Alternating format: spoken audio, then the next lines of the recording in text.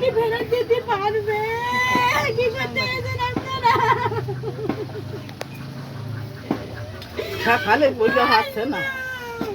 এই ঈদের দিন আপনার নামাজ পড়ে এবারটা আসার পরে আমি বাড়ির থেকে এসে দেখছি এরকম কান্নাকাটি আর বলছে যে খাতি যে গলায় গোস্ত বেরিয়ে এবারটা গোস্ত বেঁধে দেওয়ার পরে দেখলাম সব টানাটানিটা সবাই মিলে করছে।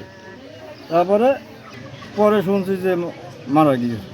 এই মারা যাওয়ার কথা শুনে এই পর্যন্ত আমরা সবাই চিন্তিত আছি। তাছাড়া আর কি বলবো, এ তো অবাস্তব মতন বলবো কি। ঈদের দিন গোশ দিয়ে ভাত খাচ্ছিল, খাতে গিয়ে গলায় বেঁধে গিয়েছিল। সেই গোশেই মনে করেন ওর জীবনটাই দিয়ে মনে করেন সেই গোশ খাতে গিয়ে আর শুরুলেন না, গলায় বেঁধেছিল। ওখানটাই ডাক্তারখানায় যেতে গিয়ে মৃত্যু হয়েছে।